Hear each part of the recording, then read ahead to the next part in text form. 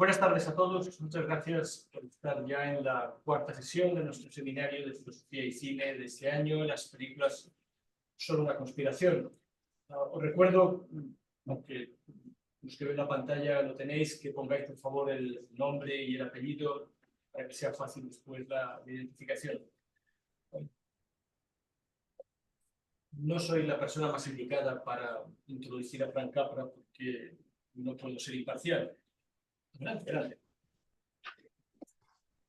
Frank Capra es un compañero de mi vida desde hace más de 40 años. Por tanto, lo que dijera sería seguramente demasiado emotivo. También creo que Qué bello es vivir es la mejor película que se haya hecho nunca. De tal manera que, poniendo las cosas tan elevadas, es difícil ser quizá justo. Con el tiempo, es verdad que ya nuestras películas me han parecido estar a la altura de Qué bello es vivir, pero sigo defendiendo que Qué bello es vivir es todo un reto cinematográfico, un reto humano. De manera que espero que esta tarde tengamos la ocasión de comprobar que la película sigue manteniendo un poder que está quizá más allá de lo que el cine le permitía hacer a Frank Capra. Voy a permitirme presentar esta tarde también brevemente, creo que se ve en la pantalla, el volumen que Ricardo Bonet, nuestro amigo de la Torre, ha traducido de Stanley Cavell, Los estudios trascendentales de Emerson.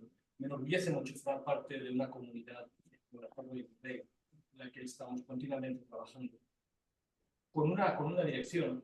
Creo que los estudios trascendentales de Emerson han revalidado una intuición clara sobre la relación entre la filosofía y el cine. Toda la obra de Cavell, podríamos decir, que gira alrededor de esta concatenación de acontecimientos, pero el acontecimiento emersoniano es muy importante para entender a Capra. Tanto Emerson como Thoreau, el acontecimiento trascendentalista. Capra empezaba sus películas abriendo una carpeta donde ponía una frase de Thoreau: mejorar la calidad del día, improve the quality of the day. Constantemente, todas sus películas llevan este membrete en la carpeta de inicio.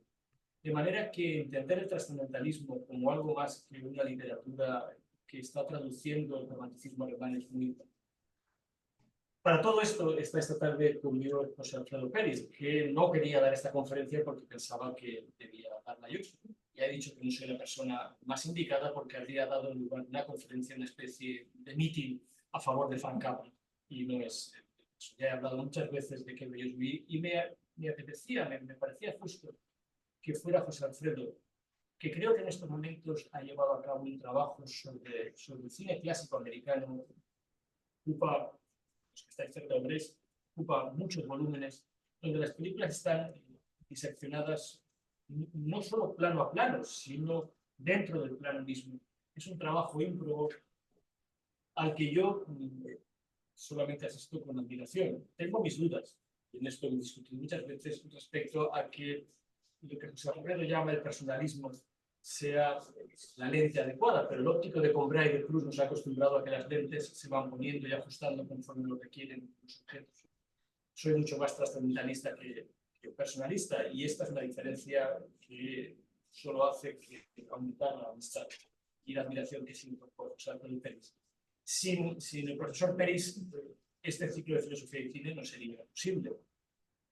De manera que gracias por aceptar el encargo difícil. Gracias por hospitalidad, porque la Universidad Católica ha aceptado estos cursos de filosofía y cine, y me voy a sentar ahí para disfrutar y reír.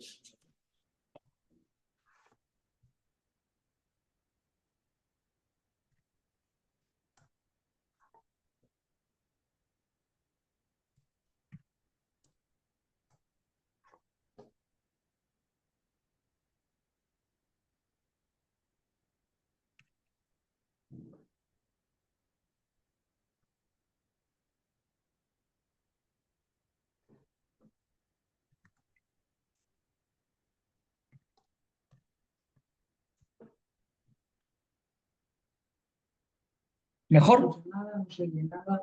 Ponemos el otro. ¿Ahora bien?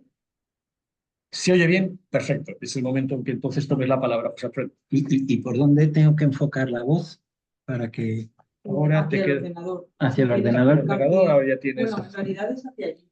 Hacia, Aquí, pero hacia ahí. Sí. Vale. Sí. Muy bien. El micrófono ahora es el del... es el del ordenador, o sea, que hacia el ordenador. Bueno, pues buenas tardes y en primer lugar muchísimas gracias a la Torre del Virrey por organizar un año más el Seminario de Filosofía y Cine. Yo creo que un auténtico acontecimiento que ayuda a renovar la filosofía del cine entre nosotros, ayuda a ponerlo al día, ayuda a darle todo el sentido y toda la ilusión. No sería lo mismo para quien habla el seguir trabajando la filosofía y cine sin poder participar en los seminarios de la Torre del Virrey. Y muchísimas gracias, Antonio, por tu presentación. Como ya diré a lo largo y se notará a lo largo de la expresión de la sesión, yo es que pensaba que el más idóneo para hacerla era el propio Antonio, porque lo he puesto en el guión, la monografía filosófica de referencia sobre qué bello es vivir es la que él escribió en Naulibres.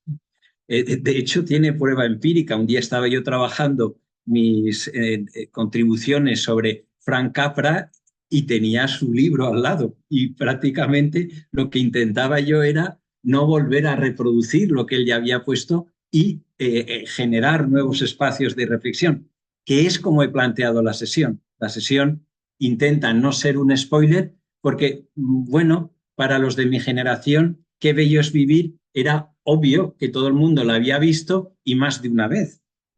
Pero para los más jóvenes no. Yo cuando doy filosofía y cine, no, muchos años no la han visto, la descubren, ¿no? Entonces, bueno, intentar no hacer de spoiler, porque yo creo que es una película que tiene su tensión hasta el final y que es bueno mantener la tensión hasta el final, aunque lógicamente, pues para poder hablar de ella, algo de su trama, pues voy a tener que revelar, ¿no? Muchísimas gracias a Carmen por la asistencia técnica, a María. Es decir, esto es importante porque una buena asistencia técnica como la que tenemos, pues permite también que el ponente esté a gusto, porque cuando el ponente se pone así nervioso, ¿no? Los que somos un poquito veteranos en esto de haber llegado a la tecnología, pues si te pones nervioso, pues ya no puede fluir con la misma tranquilidad lo que luego quieres que fluya, que es la conferencia. Pues sin más, voy a empezar si le doy a compartir pantalla, ¿vale? Bien, aprobado en la primera, bien, compartir, bien, vale. Entonces, y ahora para pasarlas, me has dicho con esto. Vale. Entonces, bueno, antes de ir con los objetivos, pues me van a permitir pues un homenaje. Un homenaje, hombre, Juan Agustín, bienvenido. Un homenaje al profesor José San Martín, con el que escribí, pues eso, un recorrido por toda la filmografía de Frank Capra. Es decir, pudimos ir, como generosamente ha descrito Antonio, pudimos ir recorriendo toda su filmografía, porque como ya verán, y yo creo que también en la sesión anterior se vio muy claro, ¿no? con respecto a Jean Renoir, el recorrido por una filmografía enseña mucho. Es decir, los directores como personas encarnadas van aprendiendo película a película y sobre todo estos de los orígenes que han sido pioneros, que han descubierto muchas cosas, que han sido co-creadores del cine, sino directamente creadores, es decir, su propia filmografía era su escuela, no fueron a ninguna escuela de cine, no tuvieron ningún maestro reconocido, fueron aprendiendo, con lo cual recorrer la filmografía es emocionante, es recorrer un arte en acción, o sea, un privilegio que tenemos. Ya probablemente ya no se puede hablar del cine así, pero en estos momentos se puede hablar así, como se puede hablar así de Kim Vidor, se puede hablar así de John Ford, se puede hablar, es decir, fueron los que crearon un arte, ¿no? O de Chaplin, sobre eso también volveremos. Bueno, pues el homenaje es a don José San Martín. Yo, lógicamente, lo echo mucho de menos en este momento. Y de verdad que otra de las cosas, aparte de que la monografía de Antonio es acreedora de todos los méritos, pues sí, me costaba volver a leer lo que habíamos escrito juntos, porque en muchas cosas tengo la memoria expresa de lo que dijo él, de lo que dije yo, de lo que me quedó por comentar, ¿no? Y bueno, pues la verdad es que luego ha sido gozoso, ha sido como un reencuentro, es decir, superado esa sensación inicial. Me consoló un poco ver la edición que hay de Volver a empezar, de José Luis García, que tiene dos volúmenes, y en uno de ellos dice que él no la había vuelto a ver. ¿Y por qué no había vuelto a ver?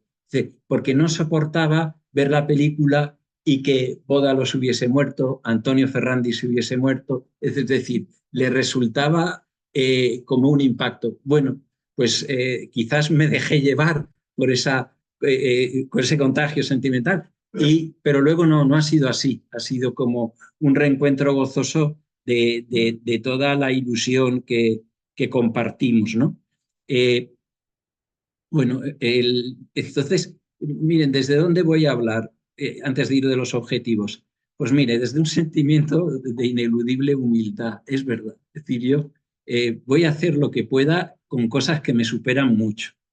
Ya no está conmigo el maestro, me acuerdo, he puesto ahí en Chulilla, que era el pueblo de su mujer, porque recuerdo que hicimos una sesión preciosa en un pueblo sobre qué bello es vivir. Vino prácticamente todo el pueblo a verlo, al salón de actos municipal, y luego tuvimos una conversación muy agradable.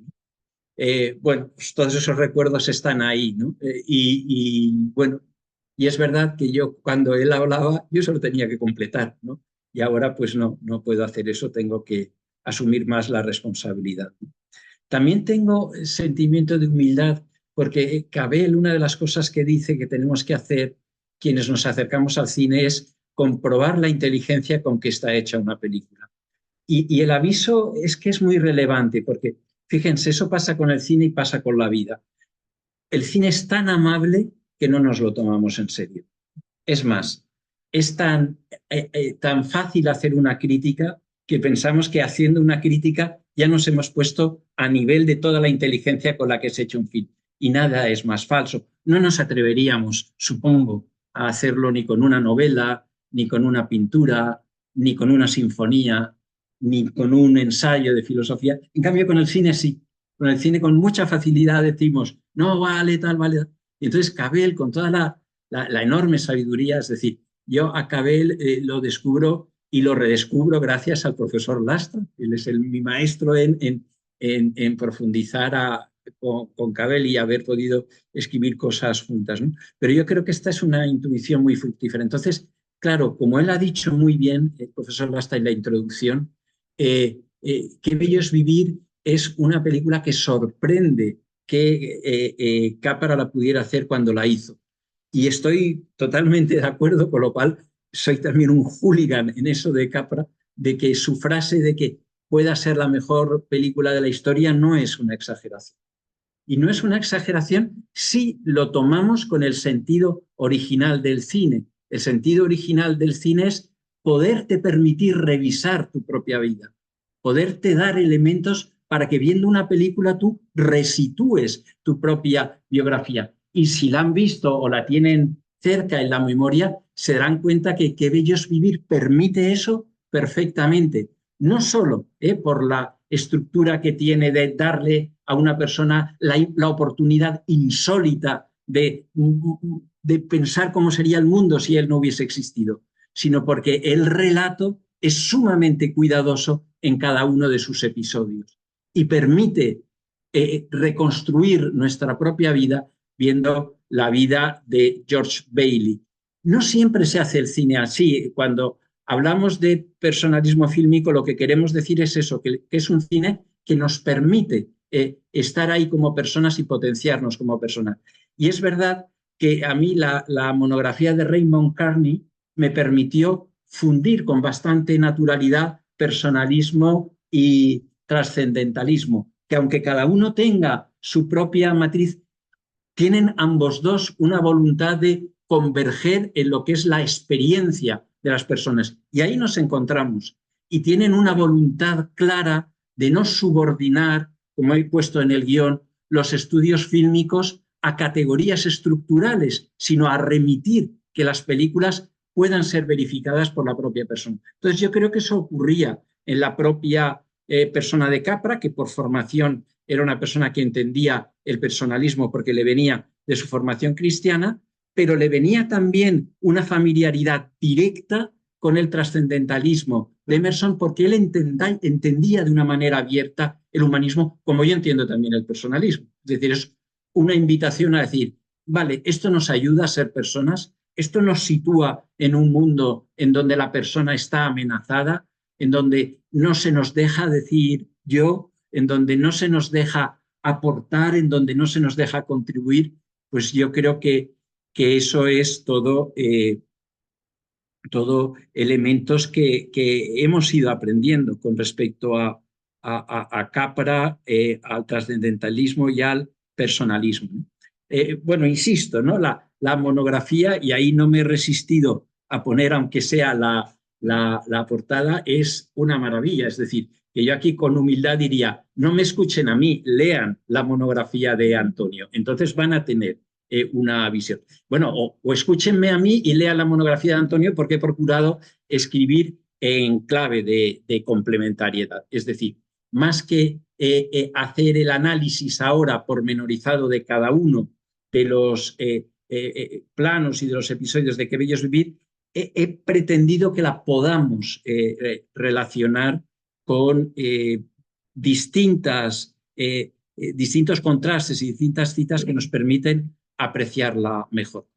Claro, bueno, salvando que los jóvenes a lo mejor no la habéis visto y otras personas pues a lo mejor la hayan olvidado, yo creo que se podría inventar un índice, aquí es que me has dado de estadístico cuando no tengo ni idea, se podía inventar un índice H, Luis Felipe ahí me podrá ayudar más, en donde yo dijera, a ver, si hacemos un H, todos los espectadores que la han visto, y otra H, los espectadores que la han visto más de 10 veces, ¿vale? Yo creo que sería el campeón. Bueno, a lo mejor Casablanca estaría ahí o alguna otra más, pero que la hayan visto 10 veces, porque hay gente que me consta que la ve todas las Navidades y no son pocos. Es decir, ese índice yo creo que lo ganaba. Con lo cual, claro, esto dice, ¿por qué se lo dice? Hombre, por pegarme algún pegotillo así, parecer menos de letra y parecer así un poco... No lo hago por eso. Lo hago porque eso me lleva a la humildad. Ustedes saben todas la densidad de lectura que tienen muchas personas sobre esta película. Con lo cual, ¿qué puedo decir yo que realmente ilumine a estas personas? Pues yo creo que realmente muy poco. Está ahí por el fondo Agustín Blasco, y Agustín Blasco, si quieres interven ahora, pero si no lo haces luego en el turno, él forma parte, si te he entendido bien, y si no me vas a perdonar, Agustín es que fue estudiante conmigo en filosofía y por eso le hablo con esa familiaridad y esa confianza. Pero estás en un grupo que te da las fechas de Qué bello es vivir, ¿no? Y te manda...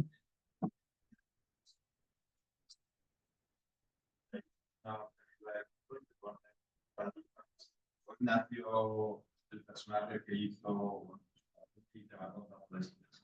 Vale. Vale, pues esta es la realidad de densidad, es decir, hay otras películas, claro, heterogénea, ¿no? Hay gente que no la ha visto y hay gente que la ha visto hasta la saciedad, ¿no? Vale,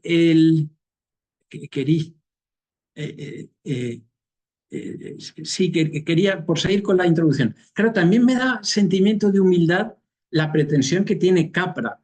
Es verdad que la autobiografía de Capra, Joseph McBride la escribe para ponerla en solfa, pero aquí lo de Borges, ¿no? Hay que tener cuidado con los enemigos porque uno acaba pareciéndose a ellos. Es decir, cuando uno dedica 600 páginas a destruir a alguien, pues es que le ves mucho valor, amigo, es que le ves mucho valor. Entonces, a mí no me hace falta contrarrestar a Joseph McBride porque no tengo autoridad y porque ya lo ha hecho Leland Poag con mucha más autoridad. Es decir, Leland Poag ha puesto en su sitio a Joseph McBride, con lo cual el que esté dispuesto a la sospecha, lo que pasa es que Joseph McBride sí que ha hecho bastante daño. Entonces, a todo aquel que mira a Capra con poco aprecio, coge a McBride y ya tiene un argumento, pero seguro que no lea a Leland Poag, que es realmente más riguroso y está llevado menos por un afán de vender un libro contra Capra, que eso también hay que tenerlo. Bueno, pues en su autobiografía él dice cosas que dice, Carape, si esto es lo que usted ha intentado con el film, pues mi gesto de humildad. Un filme para decirle a los cansados, a los descorazonados y a los desilusionados, al borracho, al drogadicto, a la prostituta, a aquellos que tras las rejas de una prisión y a aquellos que tras los telones de acero, que ningún hombre es un fracaso. Carape, si esta película sirve para eso, sombrerazo. Para mostrar a aquellos nacidos más lentos de pies o lentos de mente. Qué manera delicada, ¿no? Aquellas hermanas mayores condenadas a soltería, bueno, muy de una época, y a aquellos hijos mayores condenados a trabajar sin haber recibido educación. Muy de una época, pero ahí estarán nuestros tíos abuelos y muchas personas así. Que la vida de cada hombre toca muchas vidas y que si él no está allí, dejará un tremendo hueco. Uf, merece la pena el referirse a una película ahí.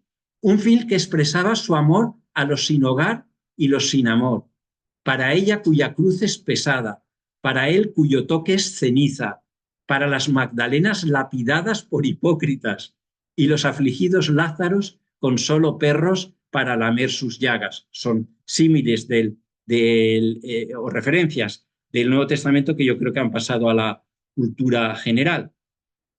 It's a Wonderful es un film que les decía a los oprimidos, a los empujados de un lado para otro, a los pobres, ¡arriba las cabezas, amigos! Ningún hombre es pobre si tiene un amigo. 3 amigos y eres asquerosamente rico. Y qué verdad. Y al revés también. No tengas un amigo y puntos suspensivos. Pero con 3 amigos tu vida está llena de riqueza. Carape, qué película. Deseaba gritarlo a los abuelos abandonados que miraban con ojos vacíos en los asilos de ancianos. Carape, esto sigue habiendo, aunque los llamemos residencias. A los siempre entrevistados, pero raramente adoptados huérfanos mestizos. Bueno, probablemente sea un problema epocal, pero cambiando los sujetos algo puede pasar. A los pobres que se niegan a morir, mientras buitres médicos aguardan arrancarles sus corazones y sus hígados. Uf, suena duro, pero sigue habiendo tráfico de órganos, sigue habiendo tráfico de órganos de niños pobres, sigue habiendo. Y aquellos que reciben el tratamiento de cobalto y silban. Vale, eso sigue habiéndolo. Deseaba gritar, sois la sal de la tierra, It's a Wonderful Life es un homenaje a todos. Y mi clase de gente vio el filme y tocó sus corazones y los motivó a escribir miles de cartas, la mayoría de ellas testimonios de primera mano. Aquí Janine Basinger pone el punto adecuado porque a veces se hace la leyenda que no es del todo cierta. Fue un fracaso, como se perdió pronto la licencia, los derechos de propiedad, se empezó a emitir en la televisión y a partir de ahí fue recuperado. No fue un fracaso. Probablemente no fue el éxito que Capra esperaba, pero un fracaso tampoco fue. Y desde luego sí que ha conseguido que gracias a no tener derechos de autor se ha podido emitir por las televisiones y eso ha sido un éxito colocal. ¡Tachán, tachán!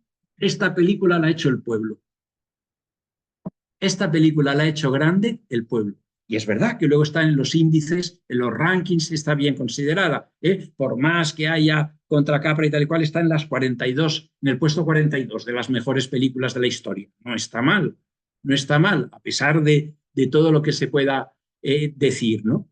Pero realmente el grado de impacto que produce en las personas pues le da muchísima fuerza, ¿no? Entonces, yo creo que la lectura que quiero hacer es de humildad, porque creo que es el mensaje radical del film. A ver, aquí me mojo y a lo mejor lo que digo no está bien, pues entonces rebajarlo. Puede que sea una lectura del cine. Yo creo que no se ama de verdad si no eres humilde. Wow. Sin humildad, cuando dices amar al otro, en realidad te estás amando a ti mismo. Eres una turbina en el aire. Eso le pasa a él. Creía que amaba, pero no. se puso negro con el fracaso, con su mujer, con sus hijos, con la maestra, con todo. Creía que era humilde, pero no, le faltaba. Pero claro, uno no alcanza a ser humilde queriendo ser humilde, ¿no? No, ya lo veremos.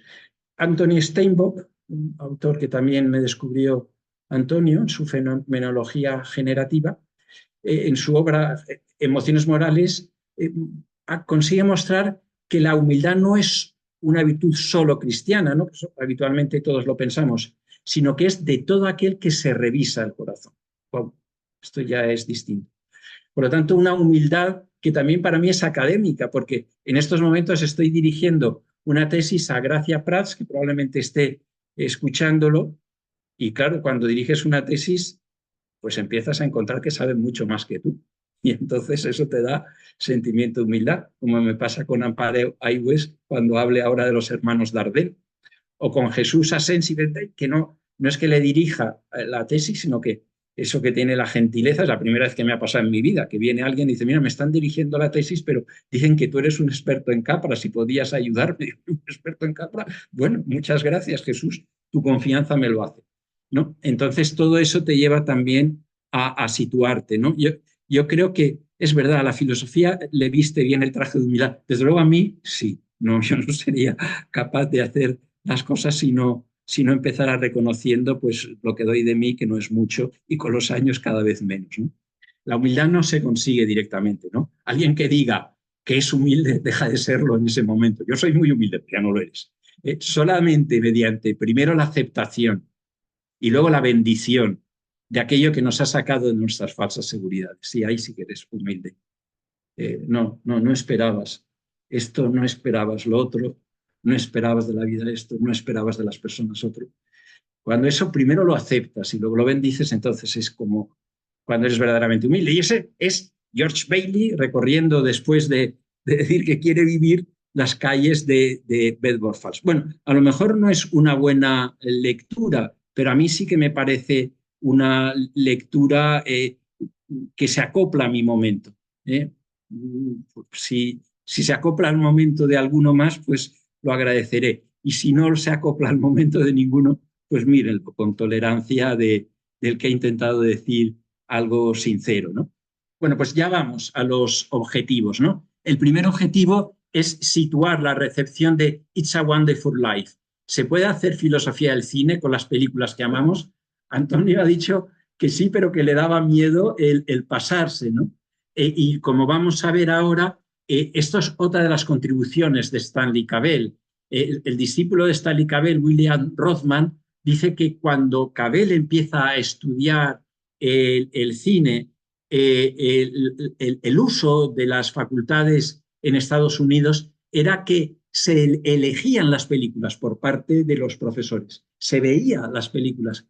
Y Cavell introduce una cosa que he procurado introducir también en mis clases de filosofía y cine, que cada estudiante comience con la película que ama, porque no amamos una película por nada, sino que la amamos porque hemos descubierto de ella cosas que otro que a lo mejor la ha visto sin mucho interés no es capaz de verlas. Entonces, Cavell también desarrolla, y eso no es exclusivo del cine, el cine pide esos buenos encuentros. Y esos buenos encuentros con las películas son las que nos dan autoridad. Es decir, puedes hablar de una película que no te gusta mucho y equivocarte. Eso es algo constante en los críticos. Vi esta película, la juzgué mal, claro. Es el problema de las críticas de ver una película una sola vez. Pero realmente hay que hacer un esfuerzo de darle más de un visionado para calibrarla, ¿no? Entonces la pregunta es, los amigos de Agustín, todos los que están ahí en las redes sociales y todo eso, ¿ven bien esta película como para hacer filosofía? Lo dejo y luego entramos. Luego lo segundo, justificar la centralidad de It's a Wonderful Life dentro de la obra de Frank Capra. Es decir, Antonio y yo, como agradecidos hacia la obra de Capra, yo creo que esa sería la expresión, sobre todo estamos agradecidos, hubiésemos querido hacer un seminario completo sobre Capra.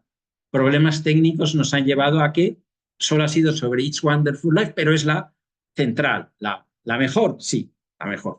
Y entonces, bueno, ¿qué es lo que voy a hacer aquí? Pues contar un poco de las demás que llevan, no todas, porque sería tedioso para ustedes, creo, pero sí al menos aquellas que yo creo que permiten ver cómo el culmen es qué bello es vivir. Y luego otra cosa sí que Antonio y yo tenemos un punto de vista ya distinto, es que después de qué bello es vivir, Antonio dice que ya Capra ya no es el que era, y ahí a Antonio le da la razón el 99,9% de la doctrina, el 0,1% que dice que sí, soy yo. ¿Por qué? Porque sigo pensando que Capra se mantuvo en un contexto cada vez más hostil, manteniendo los valores de la persona. Es decir, creo que él sí que tuvo el arrojo de... sí, él se reprochaba a sí mismo que ya no era... que ya estaba en los estudios, que ya no elegía, que ya era igual, pero uno cuando ve esas películas, pues le sigue diciendo algo, le sigue diciendo algo. Bueno, y si no, pues permítanme que sea un romántico que defienda ese 0,1% de Capra. Luego, otra cosa que ahí don José San Martín y yo, siguiendo a Stanley Cavell, hicimos, y es ubicar la singularidad de It's a Wonderful Life en un posible ciclo cabelliano. El melodrama del sentido de la vida en las comunidades rurales americanas. Los que están familiarizados con Cavell saben que su gran aportación es haber explicado las películas por ciclos, es decir, haber inventado que determinadas películas de renovación matrimonial, del remarriage comedy y del melodrama de la mujer desconocida, se leían mejor no aisladamente, sino formando un ciclo que repetían tonos. Eso ahí él se le nota que su primer trabajo en la cátedra de estética, si no me equivoco, Antonio, era sobre música. Él hubiese querido ser músico, como lo era su madre, intérprete, y no lo pudo ser porque tuvo un accidente y perdió oído, pero la sensibilidad musical le quedó. Entonces, los géneros no tienen nada que ver con lo que se dice habitualmente. Me gustan las películas de género policíaco, no tiene nada que ver. Son un conjunto de películas que comparten una serie de rasgos que se refuerzan entre ellas compartiendo esa serie de rasgos y que nos permiten entenderla mejor. Lo cual es otra cosa muy avispada de Cavell. ¿Por qué?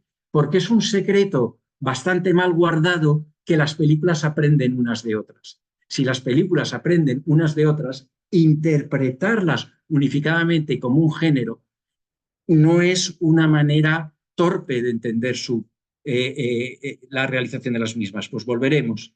Lo cuarto es plantear si It's a Wonderful Life es una película navideña. ¿Forma parte de su subgénero?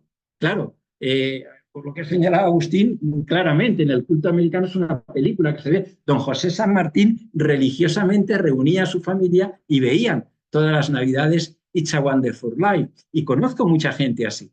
Vale, pero ¿forma parte de ese subgénero? Bueno, pues vamos a ver en qué sí y en qué no. Es decir, no es costumbrista, no, pero sí que va al sentido profundo de la Navidad. Yo creo que sí. Y luego otra cosa, de verdad, que pueden tirarme tomates, porque es otra cosa que es completamente original, pero Antonio siempre me dice, procura decir cosas que no las puedan leer en Wikipedia, que sean originales, y esto yo no lo he visto en ningún lado, y es comparar el ángel de It's a Wonderful Life con otros ángeles.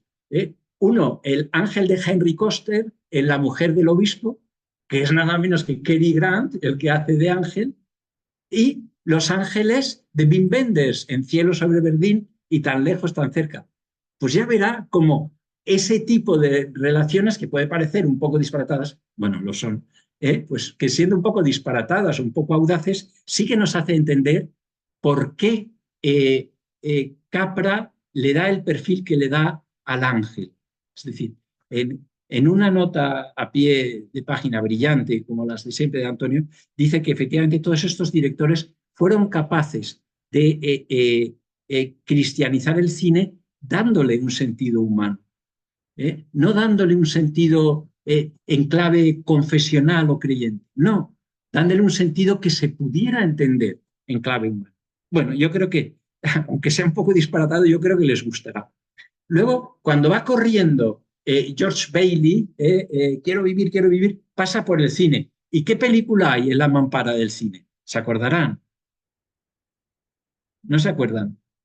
The Bells on St. Mary. Eso era un guiño a su amigo Leo Macari. Eran muy amigos. Eran un poquito rivales, pero muy amigos. Y entonces hace un guiño, ¿no? Como Holmes Lives lo hace Kaurismäki al director de Los muertos no mueren. Sí que os acordáis, acabo de tener un lapsus de memoria. Este que es director independiente americano, me vendrá a la cabeza, pero esto es por improvisar. Ya tengo una edad que si te digo un nombre que no lo tengo escrito, me lo tengo que apuntar, y este no me lo he apuntado. Me vendrá, supongo. Bueno, pues es una cita que hace. O sea, la película que ellos están viendo es, y que tiene su miga, ¿no? Vale, pues también, ¿por qué hace esa cita? Podía haber puesto cualquier otra. Podía, no tenía ningún, podrían decirme, bueno, porque le obligó los estudios. No, era productor independiente, él había creado su propio estudio, con lo cual, morcillas de ese tipo, ponla para que vaya más gente a ver. No, ¿por qué la puso? Bueno, pues eso voy a intentar verlo porque, claro, mis amores son Capra y Macari. Yo llevo también años estudiando a Macari, ahora con mi amigo Ginés Marco y con lo que me dejó don José San Martín. Y entonces creo que entiendo las corrientes subterráneas que les unían a los dos y que refuerza entender su estilo. Luego, el relacionar la ruptura del círculo de la violencia en It's a Wonderful Life y el cine de los hermanos Dardenne. Y esto es un atrevimiento porque tengo a mi doctoranda que está haciendo esa tesis sobre los hermanos Dardenne y sabe 100 más que yo. Pero ¿a qué escena me refiero? ¿Alguno se atreve a decir a qué escena me puedo estar refiriendo y conectarlo con los hermanos Dardenne? ¿Es impertinente que les pregunte? Es por hacerlo vivo. Pues, ¿en qué momento se acordarán? Dice, no se preocupe, no lo contaré jamás. Y el ángel le pregunta, ¿y lo contó? Jamás. Bueno, luego lo voy a citar bien porque lo tengo puesto. La escena en donde un hombre desquiciado por la muerte de su hijo pone veneno en una medicina y al pobre chiquitín boticario que no lo ha llevado porque le va a arruinar, le empieza a pegar y le empieza a pegar en el oído que él se perdió pues por rescatar a su hermanito que se había metido que había caído en el hielo. Por cierto, que hay algunos que dicen, es que George Bailey era muy bueno, todo lo hacía bien. Un error de Julián Marías. No tanto, el hermanito se tira porque le dice, cobarde, cobarde, tírate. Con lo cual, él remedia algo en el que había tenido. Es decir, es normal. George Bailey no es ningún santo, es normal. Es decir, es una persona en el combate de la vida como cualquiera de nosotros. Vale, pues eso se conecta con los hermanos Dardenne. Este chico rompe el círculo de la violencia. Claro, ahora hay en la sala algún responsable ¿cómo es esto? Algún responsable de recursos laborales o de recursos humanos. No, pues sería una atrocidad lo que este chico había hecho. Cualquiera de recursos humanos diría, oh, tienes que denunciar a tu esto y tal cual. Vale, pues no, aquí se rompe el círculo de la violencia y eso es la esencia, sí, Amparo, voy bien, la esencia del cine de los hermanos Dardenne. Y lo vamos a ver en 2 películas. Y eso instaura la humanidad. Instaura la humanidad la capacidad de no meterte en el círculo de la violencia. Es decir, este crío con una madurez impresionante es capaz de entender todo el dolor que tiene su jefe. Claro, a partir de ahí el jefe lo quiere como un hijo. Es decir, no, pero él no lo hace por eso. Él lo hace porque diría, encima que ha perdido a su hijo de gripe. Dicen, estos libros que saben todo, dicen, un fallo. Eso es 1917, la gripe fue en el 18 y el 19. ¡Wow! Se afinan, vale. Pero da igual, nos importa el fallo. Que nos intenta mostrar es que efectivamente hay una ruptura de la violencia porque empatiza con el dolor profundo de un padre. Y eso mismo pasa con el cine de Aki Kaurismäki. Aquí es lo siguiente, Aki Kaurismäki aquí voy a hacer de propaganda, de verdad que no tengo ningún interés económico, pero no dejen de ver False Leaves de Kaurismäki. A Kaurismäki dice, y esto se sale de los que desprecian a Capra, dice, a mí me gustaría ser como Capra, pero Capra podía ser serio, hoy ya no se puede. ¿Qué quiere decir eso? Que Capra aún tenía su público que era capaz de conmoverse. Hoy consumimos Kaurismäki. ¿Y cómo seguimos? No contesto. Y luego la última, ya, bueno, pues es verdad, se pueden proponer algunos ejes de lectura filosófica de It's a Wonderful Life, los ámbitos de la relacionalidad y la centralidad del matrimonio, eso es lo que está trabajando Gracia, lo necesario y lo contingente, la humildad y la sanación de la mirada, el suicidio como indisponibilidad, es decir, hay temas filosóficos de primer nivel, es decir, no es una película sentimental que no interpele a temas de fondo. Pero yo me voy a quedar con un libro que también ha publicado Antonio en la colección de Córdoba y que tenía que haberme ocupado yo de la traducción, pero la vida no me dio para tanto, de George Toews, en donde se habla del final feliz. Ese lo tienen ustedes en el guión, pero yo creo que es una reflexión fantástica que hace del final feliz, salvo que verán que hay unos puntos suspensivos. ¿Y por qué pongo unos puntos suspensivos? Porque dice, porque en otros finales fue un chapuza. Hombre, no digas eso. No digas eso, que eso gratuitamente lo puedes decir sin justificar, porque con Capra parece que se puede decir de todo, pero que eso que haya finales que sean chapuzas, dime cuál y discutiremos. Bueno, pues ya esto es todo lo que vamos a ver, no se preocupen, que yo, aunque esto puede parecer que va a dar para mucho tiempo, yo de repente acelero, salto y hago como John Ford. Saben ustedes, John Ford estaba dirigiendo a La mascota del regimiento y saben que los guiones sobre todo les importaba a los productores porque pagaban según páginas filmadas. Y entonces llegó el típico oficinista del director y le dijo, señor Ford, va usted muy retrasado en el rodaje, eso nos va a costar mucho dinero. Y entonces, sí, eso María. Y entonces Ford dijo, así, ras, ras, ras, ras. Ya estamos en la página que tocaba. Bien, pues yo sé, he aprendido a hacer cosas así. Bien, ya hemos dicho, ¿no?, que sí se puede hacer filosofía del cine con las películas que amamos. Ese es el legado de Stanley Cavell y ese es el legado también de hacer filosofía frente a hacer teoría elevada del cine. Claro, cuando se quiere hacer teoría elevada del cine, se quiere hacer como una ciencia previa que nos ayuda a entender el cine desde esa ciencia previa. Y eso no es. Eso nos permite a ilustrar esa ciencia previa. Y Julián Marías también dice lo mismo. O sea, Julián Marías llega un poco a ser casi provocador, ¿no? Porque dice, una película, sobre todo, aunque sea muy inteligente, sobre todo son las mejores vacaciones. Nos llevan a otro lugar. Son un estupefaciente. La película que entra en ella. Y él dice, y eso es el aspecto más relevante. Luego ya emplea un lenguaje, se ve que eso era ardor juvenil, ya emplea un lenguaje más adecuado. Entonces, publicaciones como esta, ¿no? Bueno, de la película, de la revista Life, podemos empezar, no podemos sospechar que a lo mejor sí que mantiene sentido crítico, ¿no? Pero a los 75 años, el cine más maravilloso de la temporada.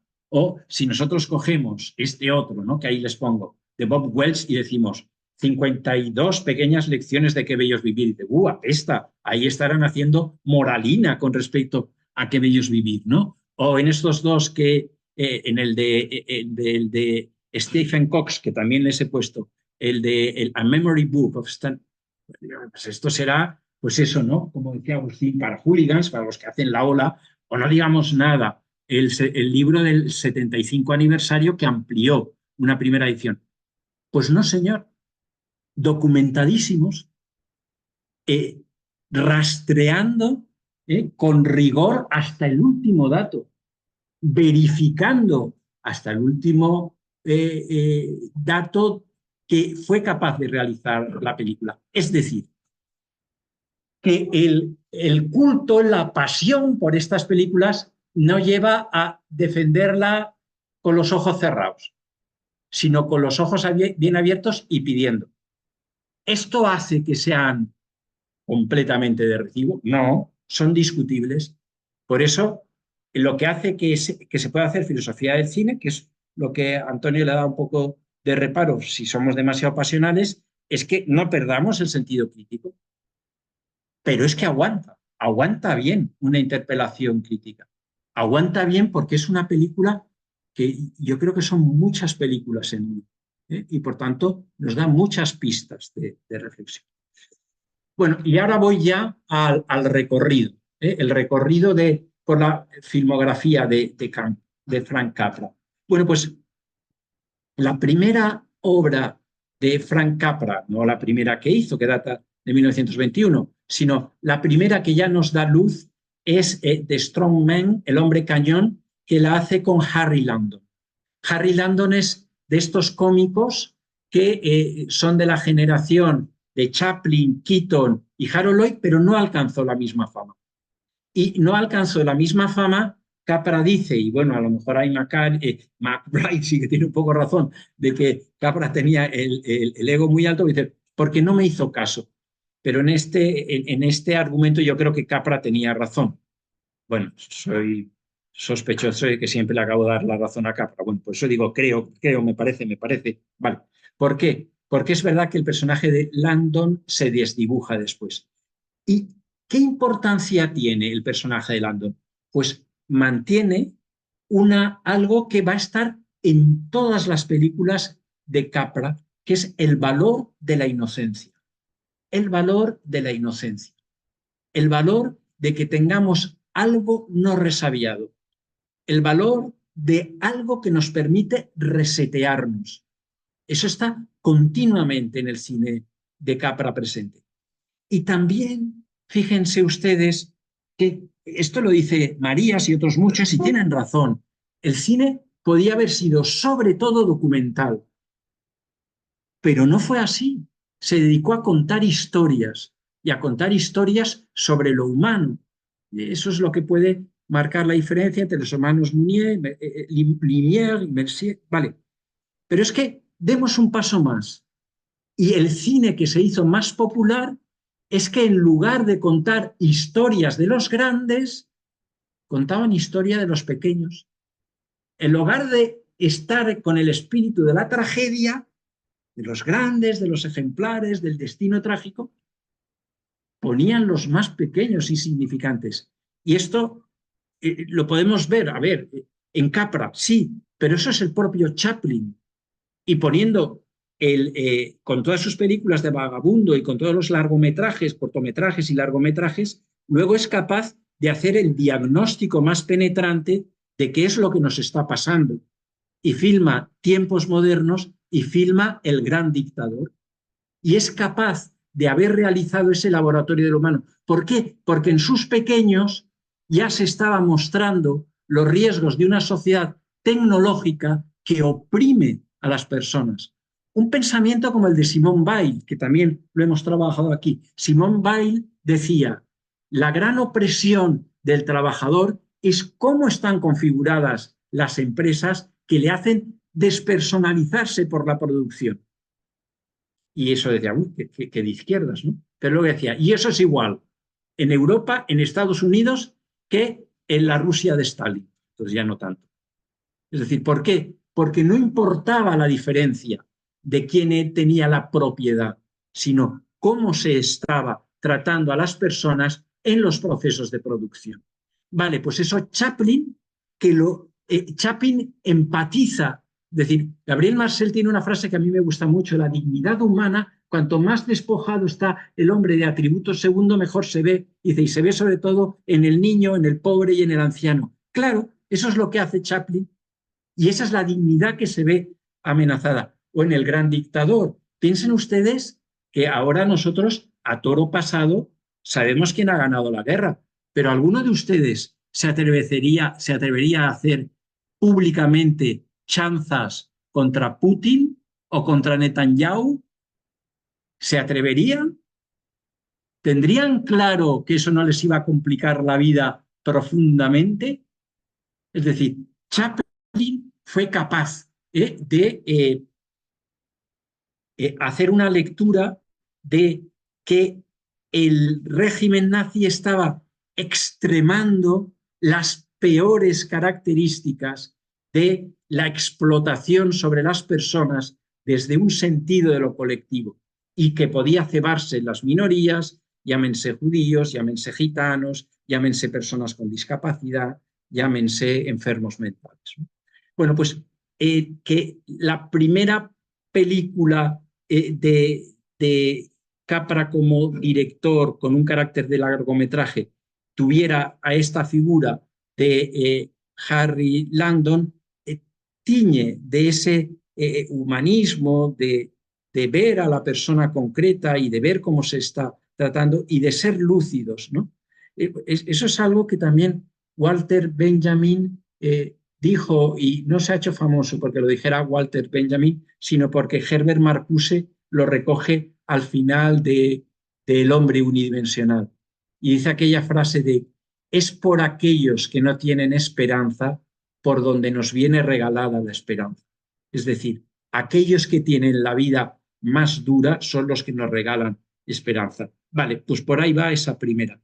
Luego ya otras más. Bueno, el teatro de Mini, él sobre todo recoge el perfil de la mujer fuerte que es capaz de vencer las adversidades. Ahí está adelantando a Mary Hatch. En Mujeres Ligeras, en Ladies of Leisure, un pintor que es un niño bien, que en un momento determinado está desesperado de las fiestas de los niños bien y recoge a una call girl, es decir, una mujer prostituida, supongo que a nivel de lo que se podía presentar en la pantalla en aquel momento, y es capaz de verla de otra manera. Es decir, es lo mismo que le pasa a George Bailey con Violet, que tiene distintos momentos de verla como un juguete, cuando se enfada acude a ella y le pide a ver si se van por ahí a hacer el escándalo, que era una manera de respetarlo muy poco, pero luego es capaz de respetarla en el final y decirle que vaya a buscar otra vida, y Violet corresponde devolviendo el dinero que le ha prestado. Por cierto, que a George Bailey ese favor con Violet no le sale gratis. Potter malignamente, se acordarán, le dicen: y todo el pueblo sabe que te has gastado el dinero con esa. Bueno. La mujer milagro. La mujer milagro le enseñó a Capra que los temas religiosos no había que tratarlos de una manera tan directa. Y la mujer milagro es toda una denuncia de cómo se puede instrumentalizar la religión como negocio, pero quedaba demasiado claro, demasiado duro. Y ahí él tuvo la experiencia de que cuando hablara de lo religioso, hablaría desde otra manera, desde un carácter más humano, que es lo que vemos en Qué bello es vivir. En La jaula de oro, pues es la reversibilidad de papeles, es una rubia de oro que secuestra a un periodista al que quiere tener pues como gigoló, aunque se case con él, ¿no? Y entonces otro de los aspectos que Capra intenta es la reversibilidad de los valores, como realmente el papel de Mary Hatch, de directora de la propia película al final, muestra que efectivamente Josh Bailey necesita el complemento de una mujer inteligente. Hay algunos que dicen: no, y esto es lo que está estudiando Gracia, no, ya aquí no puede ser una mujer liberada porque tiene hijos. Pues mire, no sea usted tan simple, que Stanley Cavell dice que las mujeres de las comedias de matrimonio no tienen hijos porque es un momento previo de su felicidad, pero no está su felicidad en no tener hijos. Es decir, no hagamos lecturas demasiado simples, porque entonces nos perdemos capacidad de interpelación seria. Amor prohibido es muy importante, porque Amor prohibido muestra también el revés de Mary Hatch. El revés de Mary Hatch es que cuando aparece la escena esta de cuando él quiere volver perdón, el ángel le hace ver, que lo podemos entender como una fantasía, un delirio, ¿no? El mundo como si él no hubiese vivido, pues dicen: oh, qué mal, aparece Mary Hatch como una solterona. Eso hasta Bob Welch, que es muy de Capra, dice: ay, tú, un fallo tuvo. Bueno, pues vamos a ver, vamos a ver. Vamos a ver porque en Forbidden es esa la condición. La mujer que es una bibliotecaria, sí. ¿Qué es lo que quiere decir Capra con eso? Claro que lo más fácil argumentativamente hubiese sido decir que ella se casa con Saint Wainwright y por tanto que tiene la...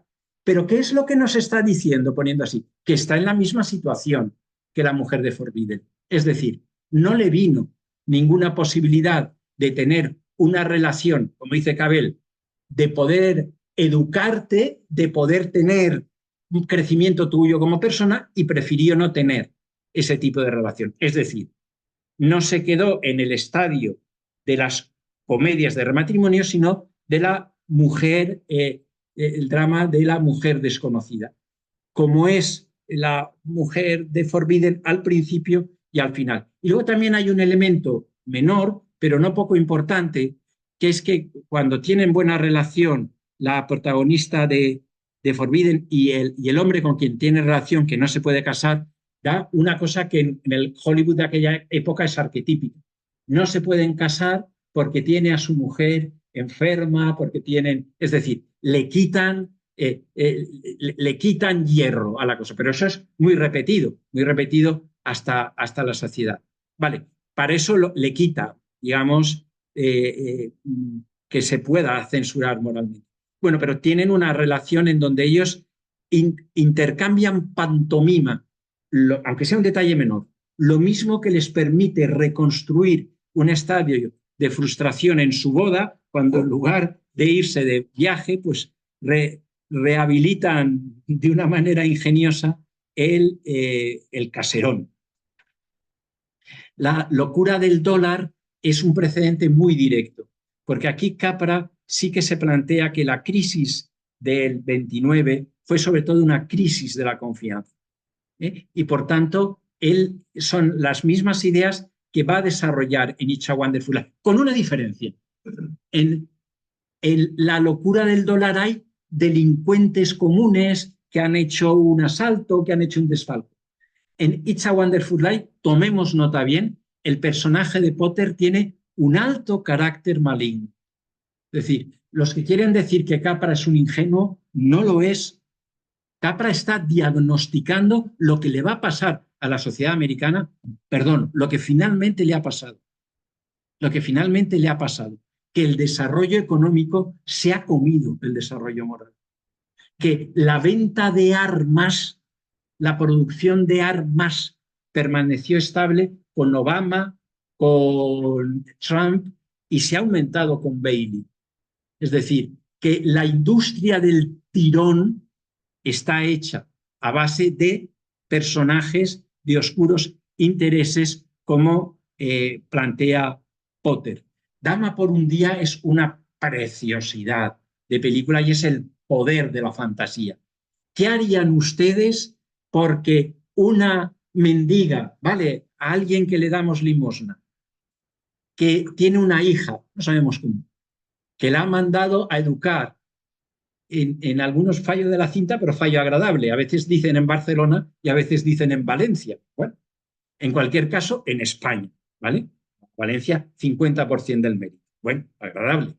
¿Qué harían ustedes para que esa mujer, que su hija parece una noble, ella gana mucho dinero, tiene un gángster que le compra manzanas y ha conseguido educar a su hija en un colegio como si fuera una marquesa? Y ella le manda cartas desde un hotel diciendo que vive en ese hotel al máximo lujo.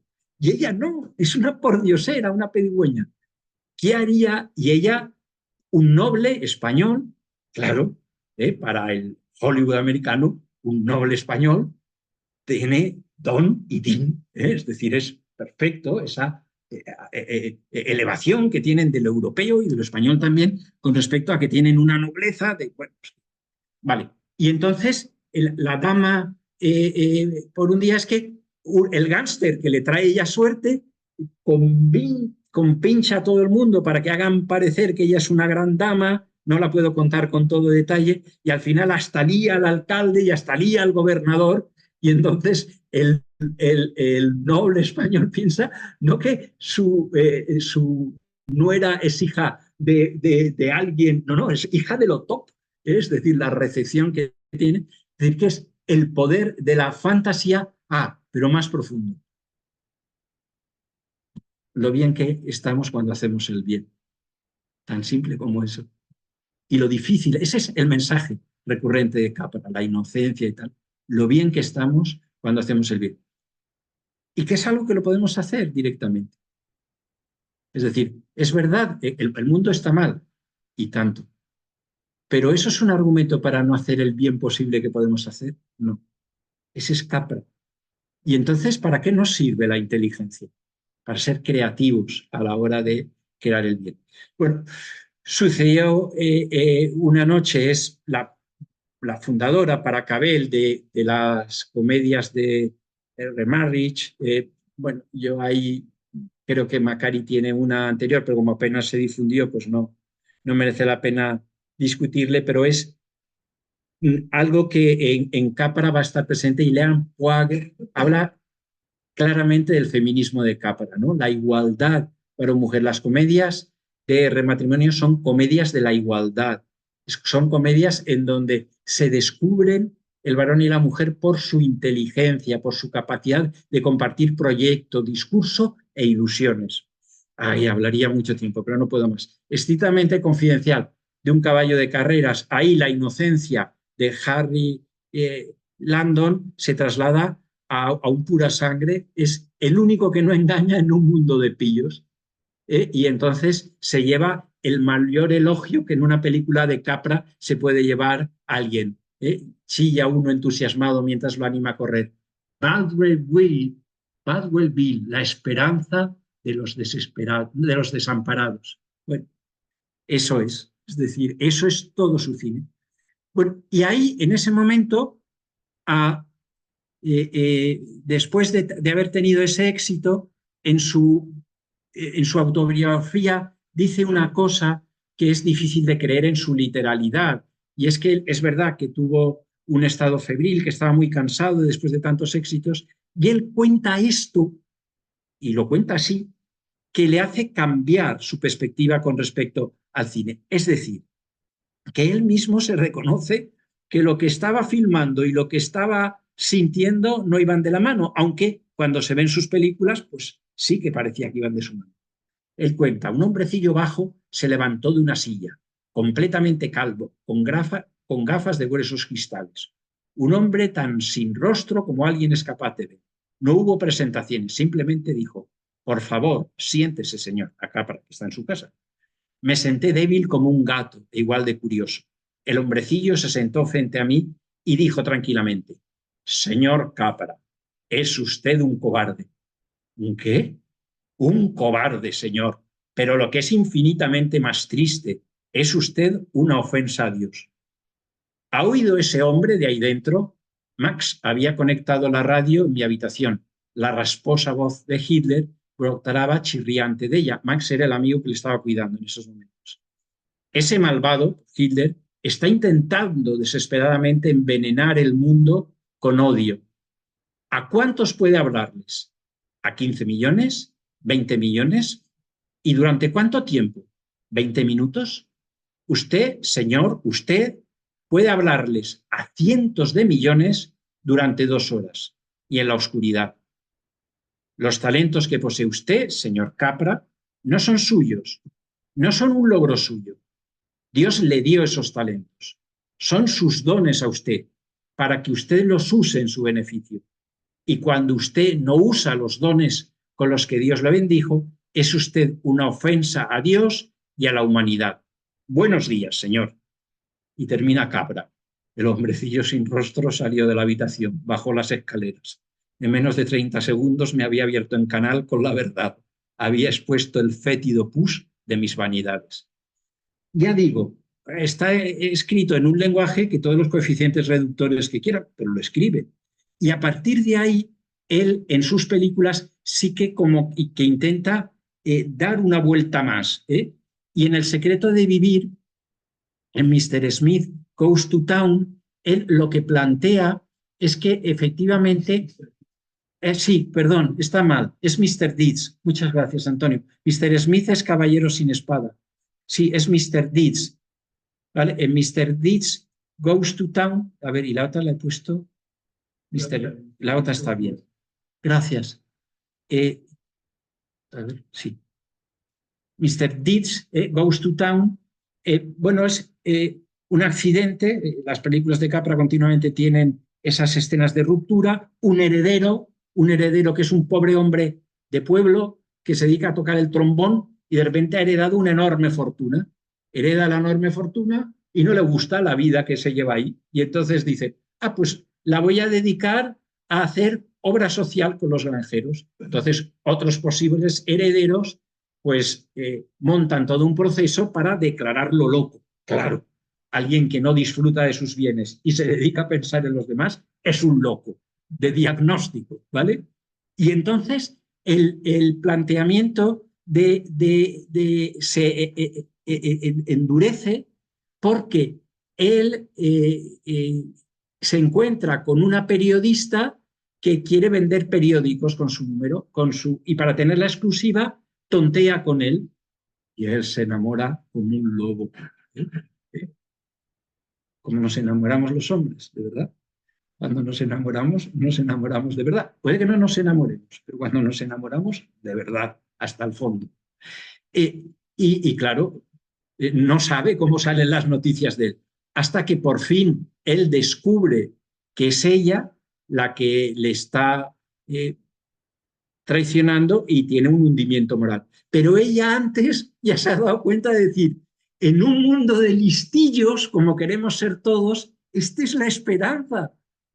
Y se enamora de verdad. Las mujeres cuando se enamoran también se enamoran de verdad. Y se enamora de verdad, pero claro, yo hablo desde mi experiencia. Se enamora, pero él no lo sabe, y entonces en el juicio él calla y no se quiere declarar culpable, no se quiere declarar inocente y entonces lo van a declarar culpable hasta que por fin ella le pide por favor que hable. Bueno, pues él es capaz entonces de sacar todo el argumentario de la pluralidad y de la tolerancia, es decir, hoy en día seguiría siendo raro alguien que gana todo ese dinero, diríamos, gástalo, ¿qué haces pensando en los demás? Tontarra, si además tampoco es tanto, siempre hay quien tiene más. Bueno, pues ya hay un mayor compromiso. Los Horizon, el otro día dijo Antonio que no era muy de Capra y de verdad no es muy de Capra. Él ahí intenta hacer una cosa que le ennoblece, acercar Oriente y Occidente en una comunión intelectual, pero le sale una película un tanto extraña, un tanto forzada, aparte que nos ha llegado a nosotros en pésimas condiciones. O sea, si la veis, veréis que hay parte que no se puede seguir y entonces se sigue con la cinta original que no se perdió. En fin, hay una parte bonita de creer en el fondo del corazón humano, pero hay una parte, ya digo, de difícil transposición, incluso inquietante, ¿no? Eso de que se viva ilimitadamente, pues hoy le harían palmas, ¿no?, los transhumanistas, y no creo que sea el mejor referente posible. Pero tengo para mí que él lo que quería contar en Horizontes Perdidos lo cuenta en Vive como quieras, en You Can Take It With You. Es decir, en esta, que es verdad que procede de una obra de teatro, aquí sí que para no meter la pata me he puesto el nombrecito que no se me olvide, y a pesar de que la he leído en el inglés original, de George Kaufman y Moss Hart. Sin embargo, la película tiene mucho que no está en la obra de teatro. Muchas escenas que no se dan dentro de las casas, todas ellas, esas son creación de Capra y son las que redondean más la aventura de amor de la pareja. Vale, esta película, ¿por qué? ¿Por qué digo yo que es ahí donde él desarrolla el ideal trascendentalista de una manera? Porque es que cada uno desarrolle aquello por lo que tiene que vivir, que desarrolle su para aquello que lo que se siente llamado. La entrada que trabajamos don Jesús, don José San Martín y yo la llamamos excentricidad o vocación. Él se inclina porque la única esperanza de cambio de las cosas es que hagamos aquello que nos hace feliz. Entonces, otra vez Walter Benjamin, de verdad que lo admiro mucho, que haya salido 2 veces, pero es que no acabo de entender bien a Capra como muchos europeos. Y dice, esta película yo la detesto, porque al final acaba bien. y acaba que el fabricante de armas se arrepiente y deja de construir una fábrica de armas simplemente porque se junta a tocar la armónica con el dueño de una casa que había resistido. Pero es coherente dentro de Capra. Es lo mismo que hemos visto, es decir, el hombre que conserva una inocencia o una ilusión puede cambiar. Y ya adelanto que eso no le pasa ni a Kirby en Meet John Doe, en Juan Nadie, ni a Potter. No tienen ninguna ilusión. No tienen más que su proyecto. No tienen tampoco una familia ni una relación. Nadie del que preocuparse. Son una obsesión por eso. Y ahí Capra no es nada paniaguado, ni corny, ni pastelero. No, lo que pasa es que es incómodo. Es incómodo porque está diciendo a la sociedad americana lo que no quiere escuchar, que está a lomos de un desarrollo que se ha hecho poniendo entre paréntesis el compromiso con la dignidad humana. Bueno,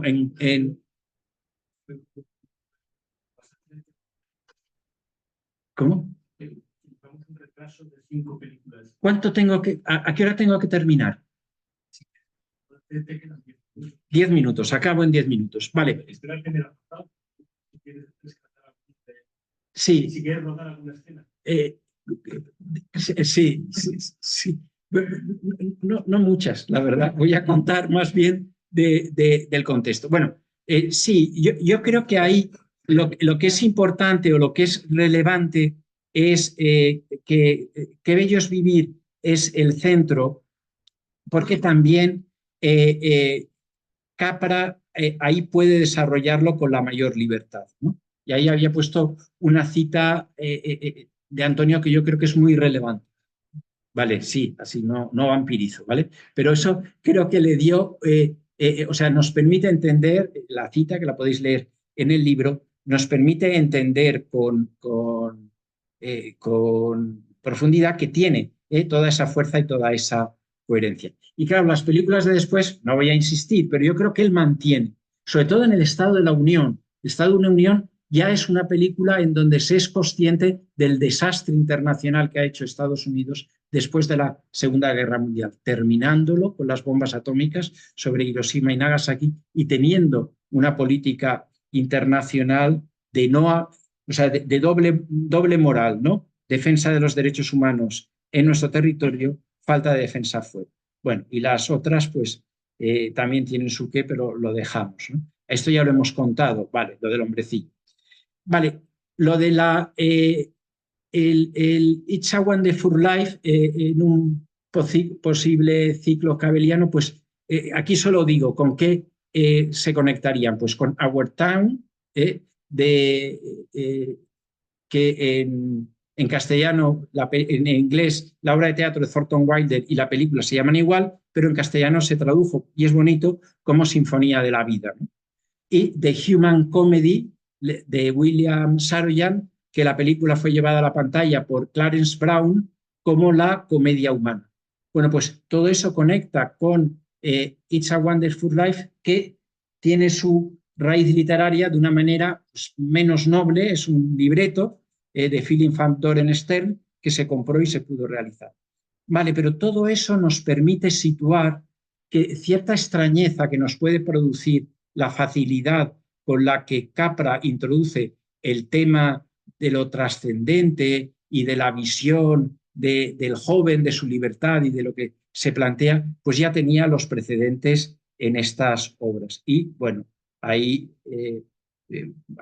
ponía citas muy bonitas de Sinfonía de la Vida y de la comedia humana y cuáles son esos rasgos, pero creo que no, que debo avanzar un poquito más. Forma parte del subgénero de una película navideña, pues sí y no. Es decir, en el sentido ético de la Navidad como darte, como entregarte, como preocuparte, sí, sin duda. En el cine, en el sentido ético, en el sentido más consumista, folclorista de la Navidad, pues no, la verdad que no. ¿Cuál es, qué parentesco hay ahí? Bueno, pues aparte de con otra serie de películas que solamente mencionaré, pues claro, con el clásico de Dickens, con el cuento de Navidad. Pero la diferencia del cuento de Navidad es que ahí Scrooge sí que tiene redención y ya hemos comentado que Potter no tiene redención. Potter está, por eso yo insisto en la falsedad del buenismo, ¿no? Otros títulos navideños, pues la propia Meet John Doe, ¿no? La Meet John Doe lo que pasa es que plantea austeramente las posibilidades de vivir de otra manera frente al fascismo, el riesgo de que la pobreza se manipule desde el fascismo, ¿no? Y yo creo que es muy valiente también ahí la película de Capra. Remember the Night, de Leysen, es decir, todo lo que una manera de celebrar la Navidad u otra pues puede influir en la orientación hacia el amor de las personas. Christmas in Connecticut, de Peter Godfrey, que sobre todo es una película que subraya lo igualitario, varón-mujer, ¿vale? Está muy bien. Y The Bishop's Wife, que ahí pues tiene un sentido de, igualmente, de salir de esquemas reductivos hacia la mujer. Y bueno, esto de los ángeles, pues es verdad, Clarence, el ángel de It's a Wonderful Life es muy humano, ¿no?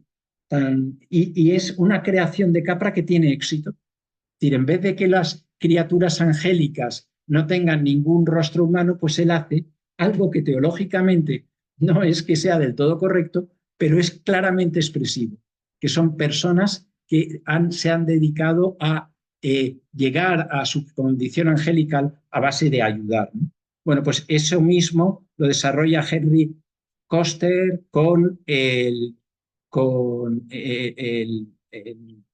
la mujer del obispo, la mujer del predicador, pero claro, con Cary Grant, donde estaba el pequeñín del ángel de It's a Wonderful Life, pues el apuesto Cary Grant, pero los dos desarrollan cada uno con su estilo ese mensaje humanista.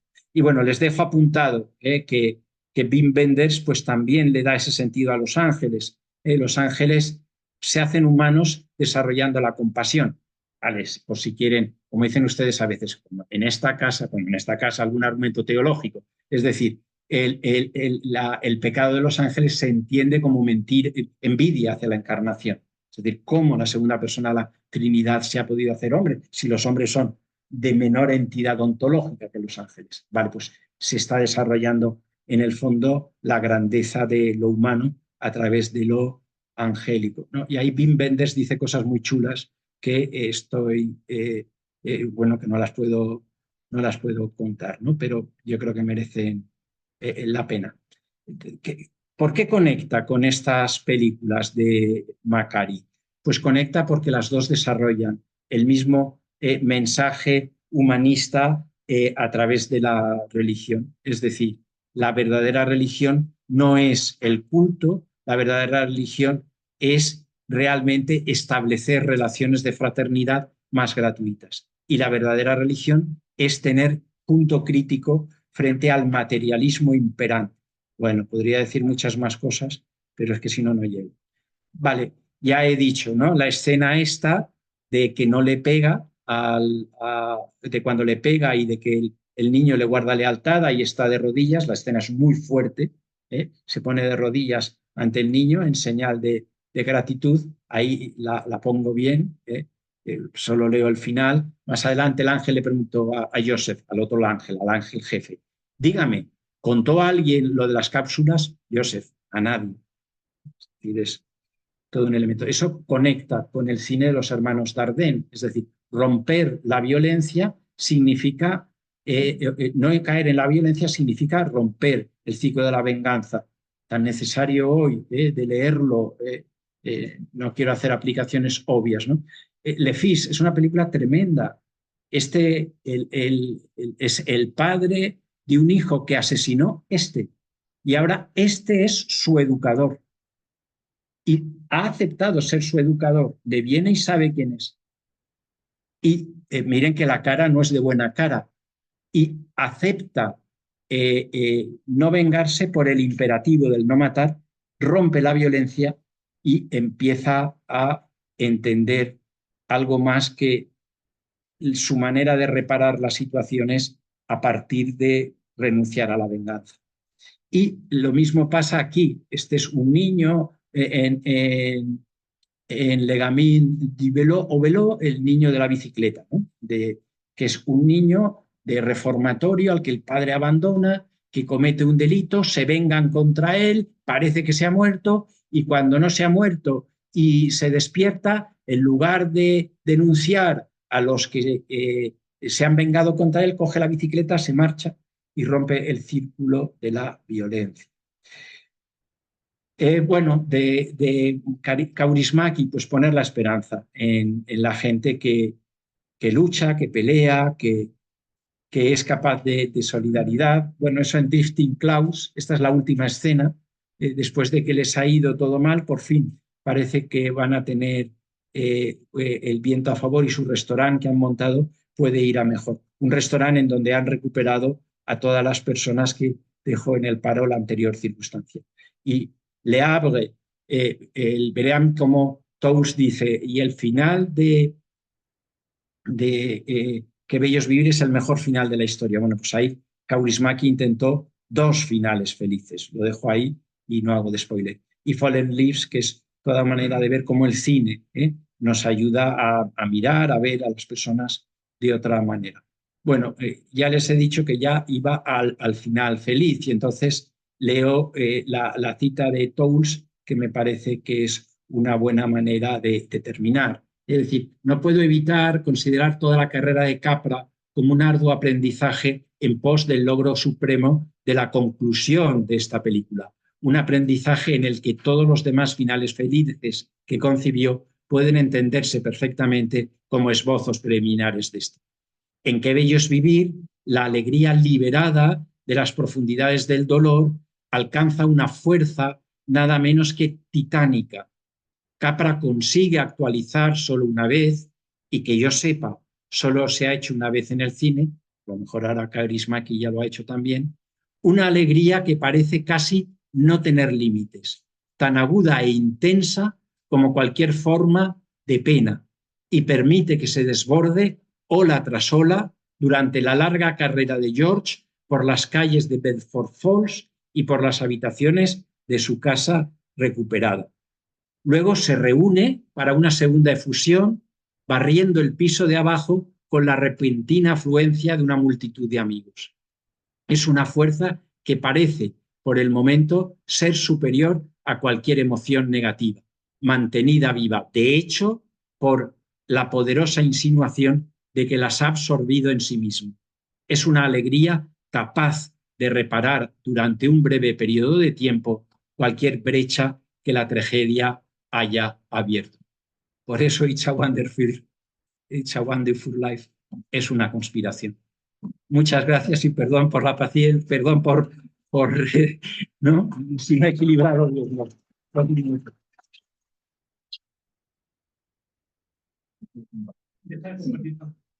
Gracias.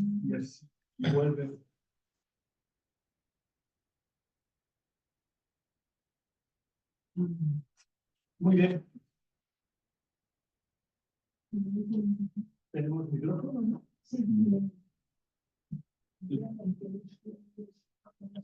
Sí, vale. Le voy a poner aquí a tu lado, ¿vale? Hay una mano levantada, pero no logro ver la... No se encontrará la... Había una mano, me parece, debía aparecer una mano ahí. ¿No?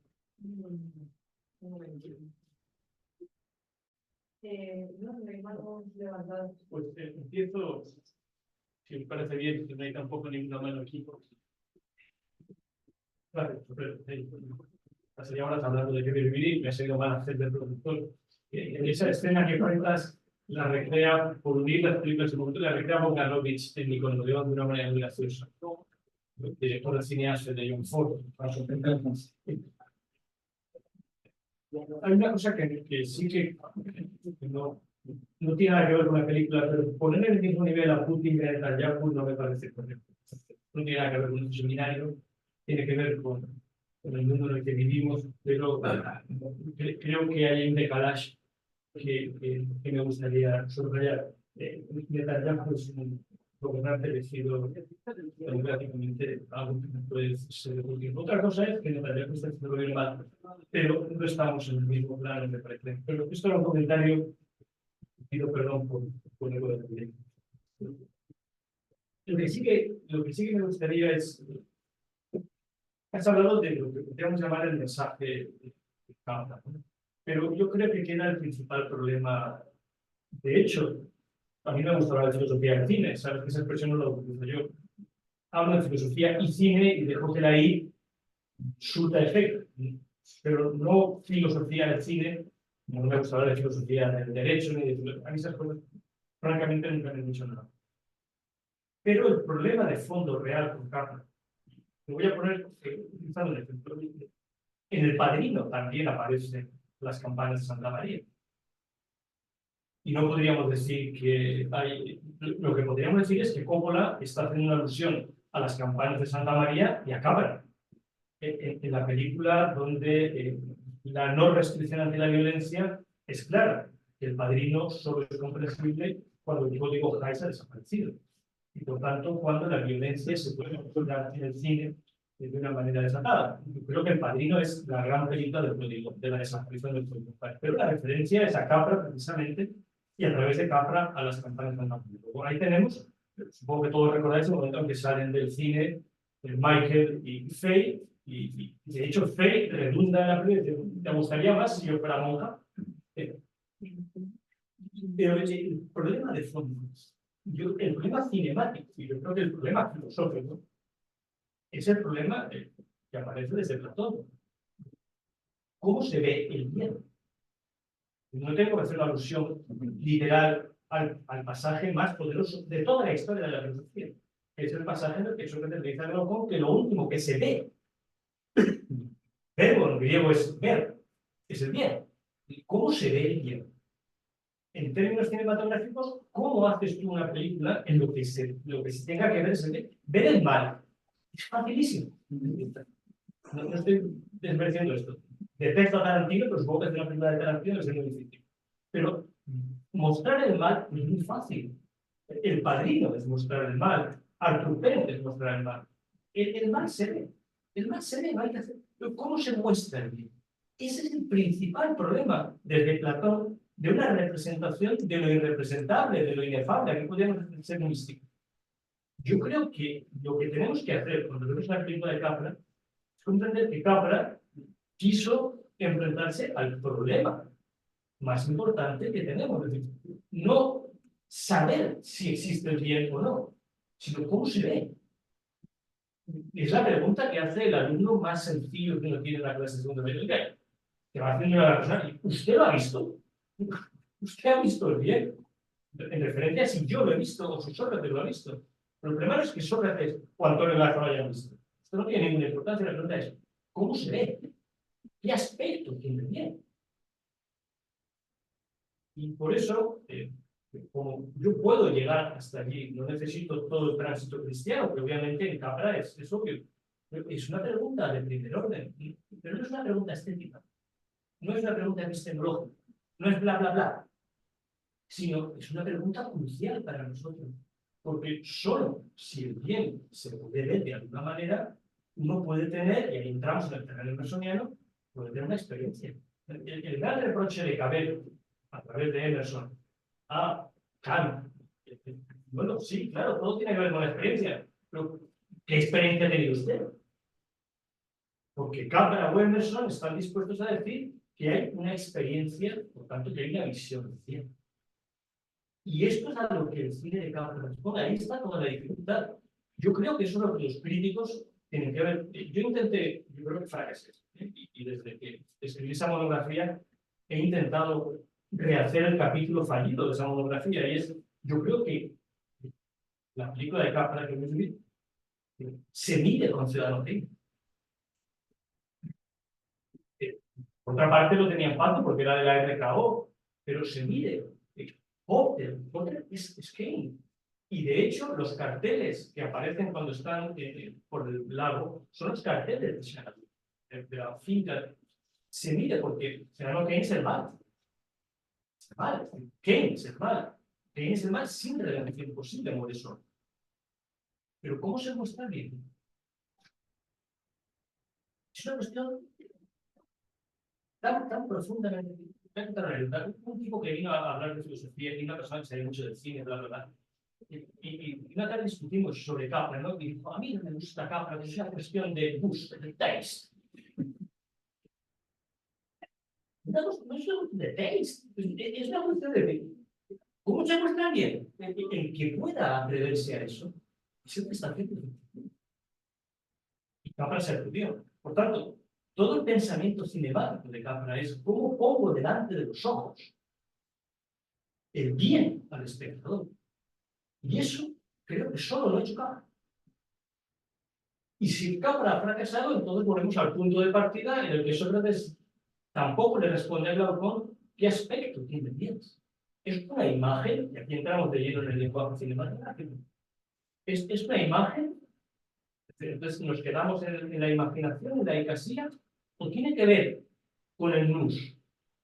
Hay una inteligencia, como Cabel reclama, la inteligencia que el cine es capaz de poner. Por tanto, cada vez que alguien habla mal de Capra, yo estoy dispuesto a decir, mira, siéntate un rato conmigo y vamos a discutir a fondo de las cosas, no sabes de lo que estás hablando. Porque es el cineasta más valiente y filosófico que haya habido. ¿Qué ha fracasado? Yo estoy dispuesto a decir, si ha fracasado, es el fracaso más noble de la historia del cine, porque se lo ha puesto más difícil que nadie.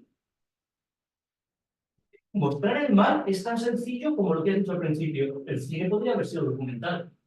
Y cualquiera puede coger una cámara y pasearla por cualquier campo de refugiados.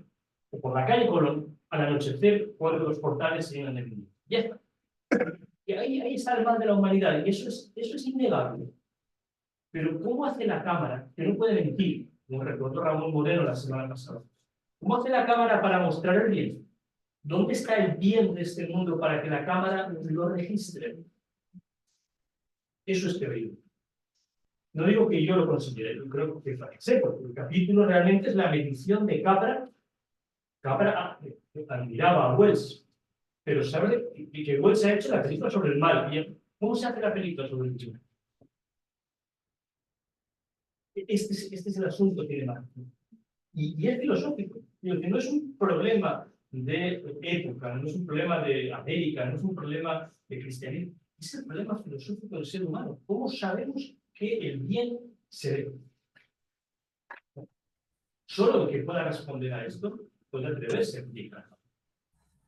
Especialmente la gran película de Capra, que es que vivir.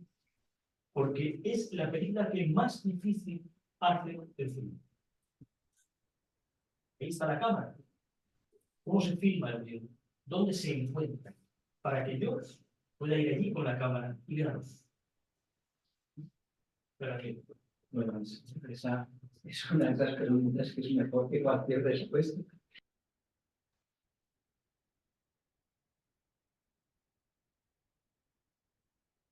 No es porque yo personalmente creo que tengo que decirlo. Sí, No creo pero, que motive ninguna. pero bueno, pues te lo digo luego. Te lo digo luego. Bueno, la pregunta es verdad. O sea, yo ahí amplío el elenco, es decir, el Capra, toda su filmografía y se centra sobre todo en Qué bello es vivir, es ese intento. Pero es un intento noble, es un intento que, que yo creo que el espectador capta. Y en ese sentido yo lo amplío, ¿no?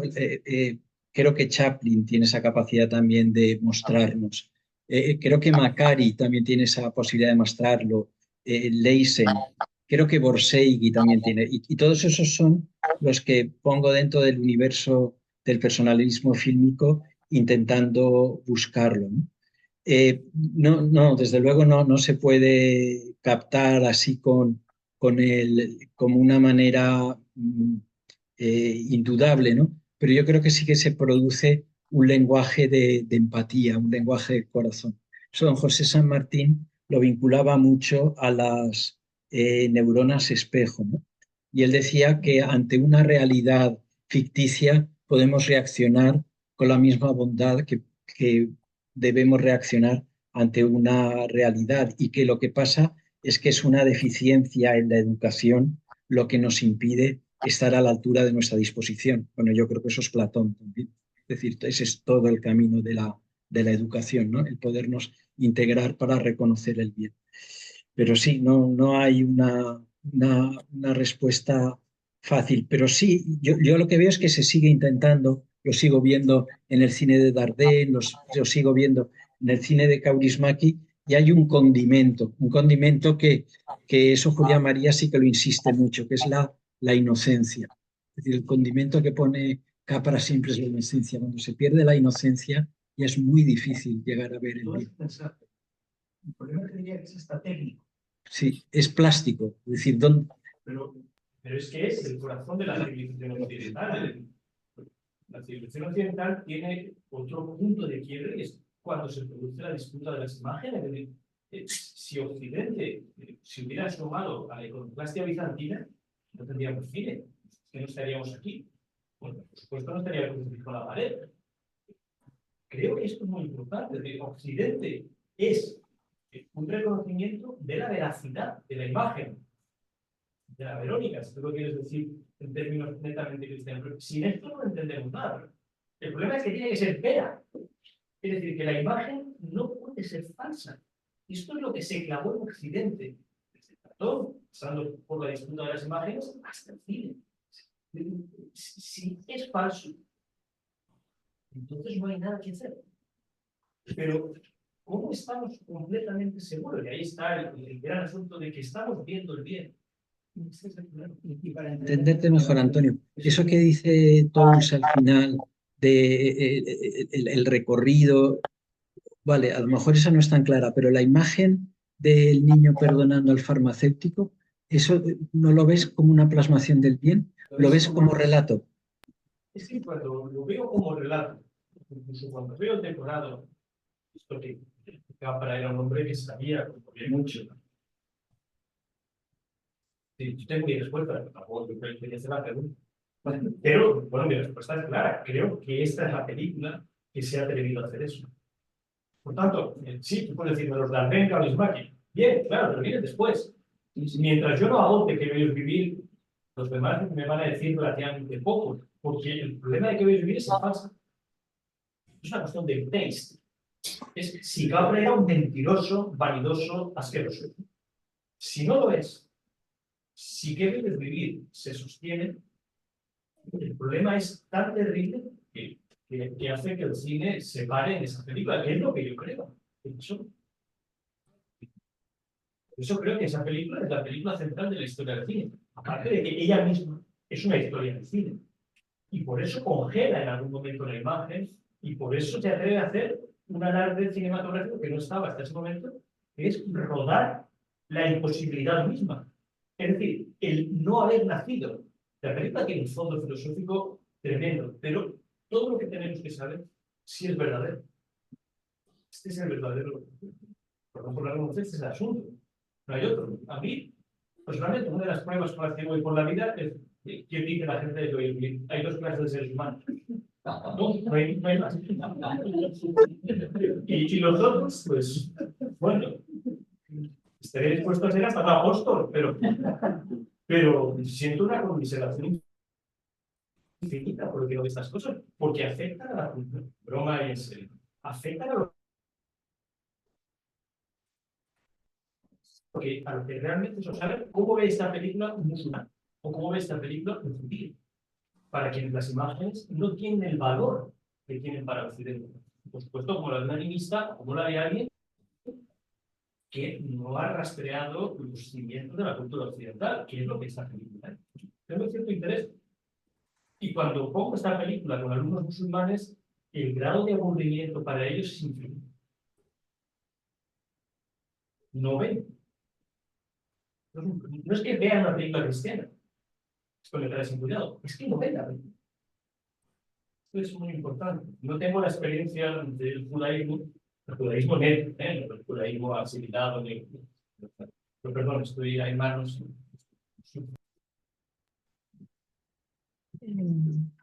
Vale.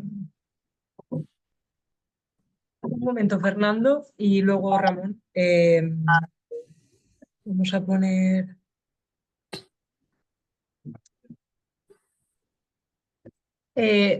Fernando, ¿puedes hablar a ver si te oímos? Hola, buenas tardes.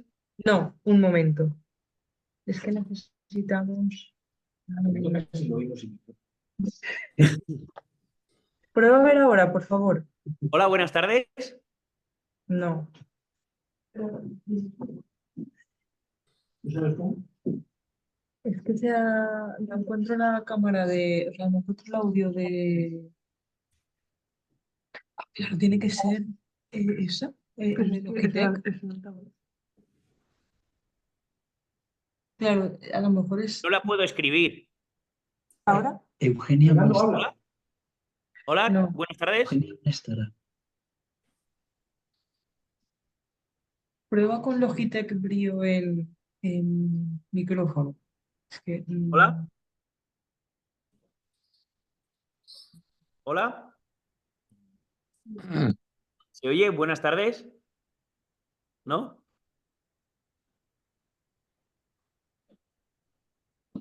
Fernando, ¿puedes hablar? Sí, ¿qué tal? Buenas tardes. Además, los que estáis conectados online lo oímos, pero los que estamos en la sala presencial no, porque al cambiar los audios antes para que oyerais mejor, hemos sacrificado otras cosas. Cosas que tienen. Bueno, vamos a resolverlo. Pueden poner la pregunta en el chat y responder José Alfredo. Bueno, también ¿Sí? es verdad, sí. Ahora no los veo, pero Fernando y Ramón, mientras lo resolvemos, podéis poner la pregunta en el chat de manera que la leamos y si lo resolvemos después intervenís.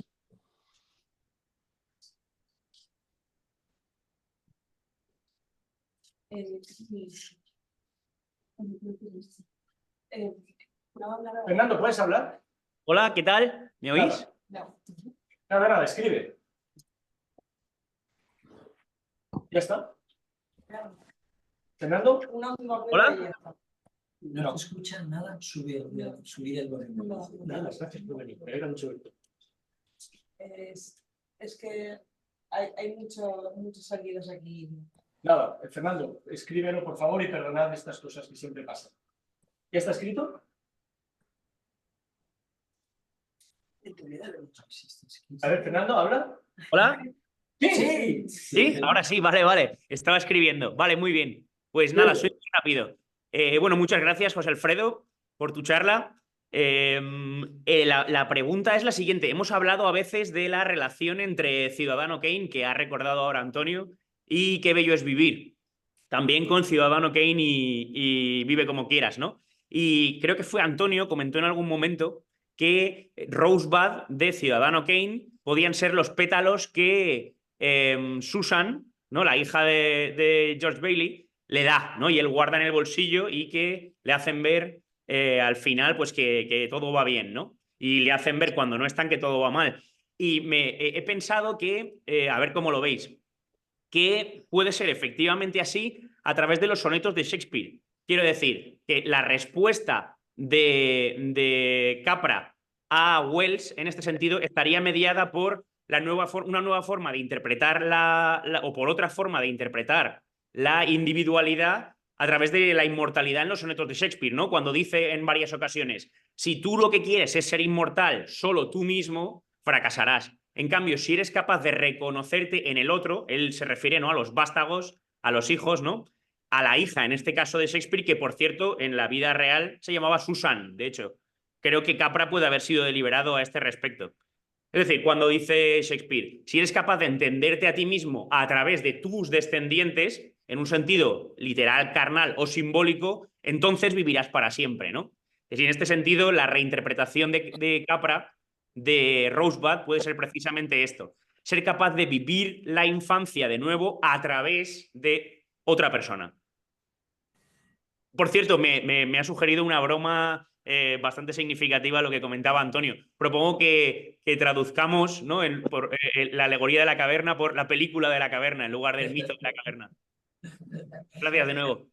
Bueno, pues una preciosidad, es decir, me encanta. No tengo, la verdad, nada más que decir, o sea, no tengo autoridad para poderte decir si está bien o mal. Desde luego, más que tú no la tengo, con lo cual hasta ahí yo digo que vale, me suena bien. Y luego, una vez te digo que me suena bien, me encanta. Es decir, eso si ya pasamos de los fundamentos al mensaje, pues me encanta. Parece que es una visión muy bonita para entender la diferencia entre Qué bello es vivir Ciudadano Kane. Así que muchísimas gracias, Fernando. Ramón Moreno tiene la palabra. Adelante, Ramón. Hola, ¿escucháis bien? Perfectamente. Muy bien, José Alfredo. José Alfredo, encantado de volver a verte desde Igualmente. la semana pasada. Y Antonio también y a todos. Solamente, bueno, enhorabuena por la conferencia porque has hecho una diáspora de pensamiento que habrá que analizar con mucha calma, la verdad. Pero yo quería, en primer lugar, una sorpresa.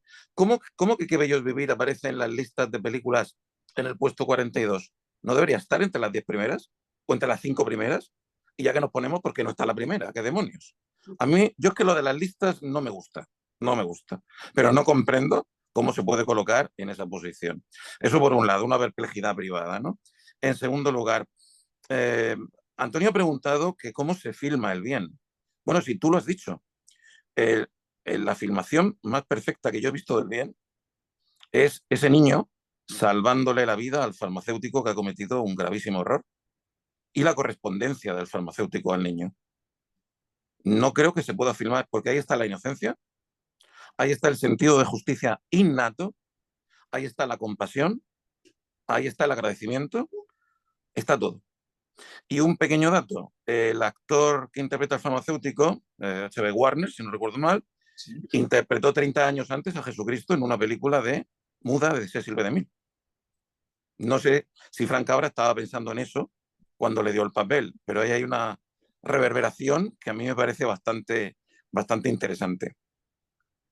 Y Antonio y yo tenemos un duelo a florete por el tema del cine social de Capra, pero bueno, no es el momento ni la hora. Algún día haremos el duelo. Sí, lo de 42 está en Film Affinity, o sea que no vayan ustedes en Film Affinity. Desde luego no te justifican más, claro, yo la pondría entre los 5, pero tal y como están los tiempos, no sé si es que yo soy bajo de moral o qué dije, bueno, pues al menos sí que la ponen, ¿no? Porque me da una cierta sensación de que puedan, pues eso, pues seguirla, pero sí, completamente de acuerdo y me alegro que coincidas con lo de la escena esta.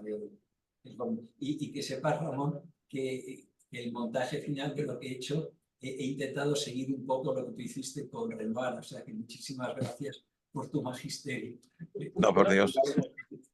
Ramón, Capra y H.B. Warner tenían una especie de pacto de actuación. No solamente es como lo... No vimos nada, nos vemos muy veces.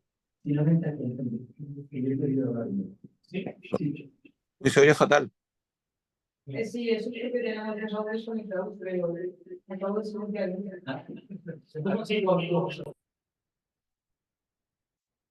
Ahora no oigo nada. Qué rabia. Se ha ido el sonido.